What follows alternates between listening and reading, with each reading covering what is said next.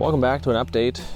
It's been a bit of a busy week for what's supposed to be the off season. Typically this time of year, it's like not a lot to do. We're waiting for the ice to melt and we're getting the boats out as soon as we can. But this year, it's like we went from ice fishing to boat season in like a matter of a week. So, bit of a scramble to get things ready, but we're there. It's been fun. I got out a couple times with Matt from Outdoor Junkies. Went out with him once immediately before there was like still 90% of the lake was frozen. Got out with him and got absolutely skunked. We're out here, Lake Simcoe, March 8th now, in the boat, looking for ice, or are we just looking for fish? Don't really know.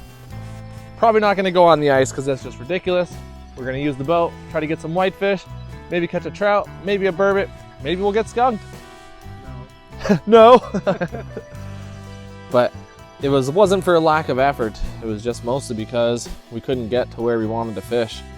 Where is it? Like 100 feet in front of us. Okay, give her some juice.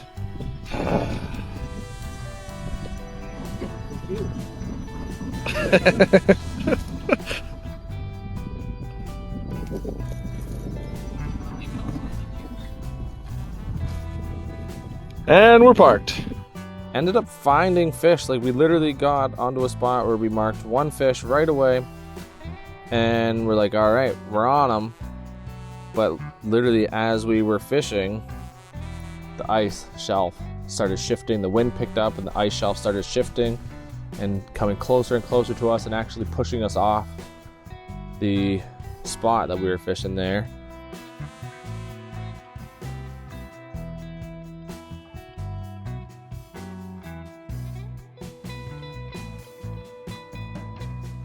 Okay, the ice is definitely getting closer. Real up. Why don't we try and push the ice with the boat? Okay. And the problem also was that it was blowing into the boat ramp direction. So it's like we were really limited on time, that if this ice shelf moves too much, we're gonna get stranded out there. Like this ice shelf could block us from getting back into the ramp, which would be devastating. It'd be a different kind of ice rescue. You know, like have to get rescued from your boat being out on the lake this time of year. It's kind of weird and a little bit different.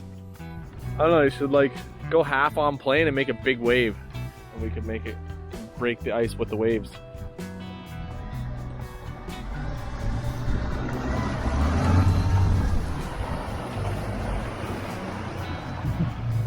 I seen this documentary on National Geographic about killer whales making the waves on the ice and breaking the ice up to catch the seals.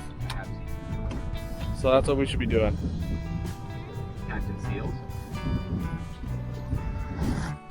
But yeah, it was still a fun day. Definitely a unique experience to get out on the ice before the lake trout and whitefish season closes, like before March 15th.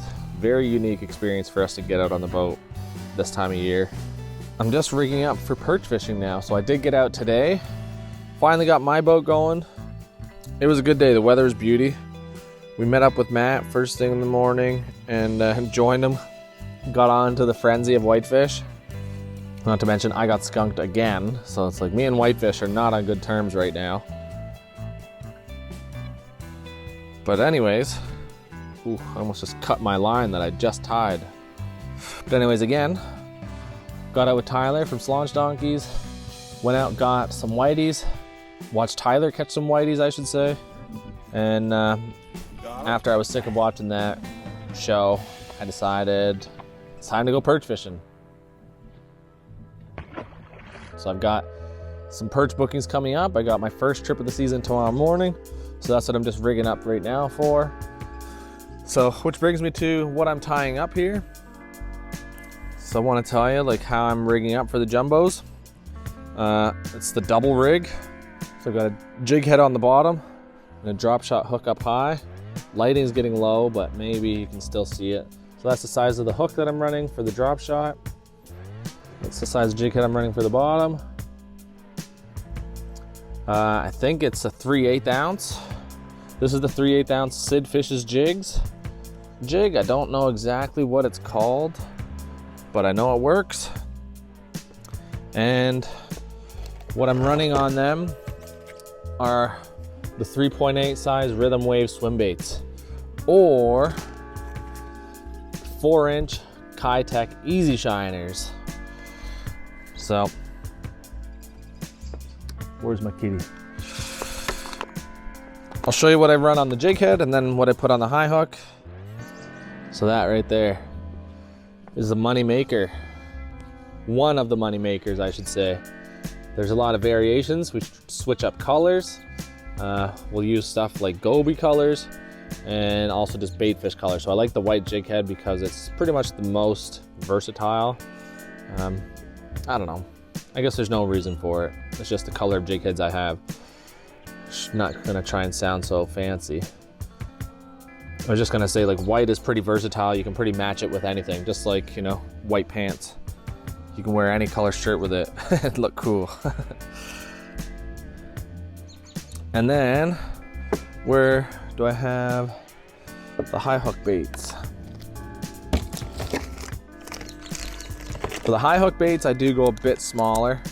Actually, I got one rigged up right here. So this is Kitech Easy Shiner again, but just a smaller version. This is like a 2.5-inch version. And if you want to see the package, I'll dig it up. Let's see, so I can tell you exactly what it is. Ugh. So right here, oh my God, it's like really faded. Typically the older the better. But these are Kitech Easy Shiners. Couldn't tell you the color, but they're 3-inch. And I run that on the high hook. So where is my high hook? Now I've lost it. We're good. Okay. Time to thread on the Easy Shiner. And I'll just give you a quick rundown. Bam, bam. So that right there is how you fish for jumbo perch on Simcoe. Big hook on the bottom, heavy weight, so it really gives you like good bottom contact. Like I said, that's a 3/8 ounce. And then drop shot hook with another Kitech Easy Shiner on the top. And you get a lot of your smaller fish on the top, but you do get a lot of jumbos on the top smaller hook as well. But this kind of covers both your bases. So this way, you know, you've got your mega bait on the bottom, ready to catch the big fish. And then you got your more finesse style up top. And that's just to catch all the fish. And that's pretty much it. Simple. Cast it out as far as you can. If you got live scope, it's great because you can scope out the fish, see what direction the pods of fish are, let it drop to bottom, and pretty much if you're on the fish, like you let it drop to bottom and you're on them, you've got one on already. Only about 2.5 feet between the hook and the bottom hook, top hook and the bottom hook, but that's money. That's how we catch them. That's how we catch giants. I said, you can call me crazy for the size of bait all you want, but we catch tanks out here, so honestly, I might even go bigger. So that's one tied. I've got to tie up one more, then I'm going in for dinner. We're running out of light here, so I'm just gonna cut you guys off. I think we talked about enough for today. Good little update. Thank you for tuning in. And we'll see you on the next one. All right. Wow. Oh yeah. Woo-hoo.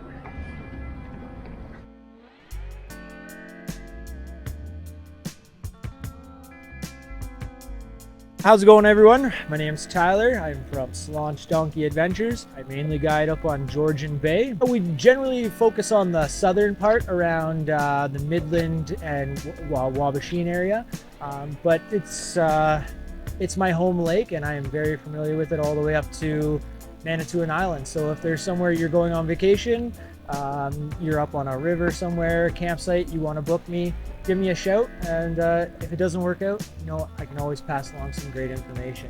But I do come and hang out with Callum every once in a while here on Simcoe, and If you're ever in the area, or if you do want to book a guide, give me a shout, 705-528-3423. Great day, man.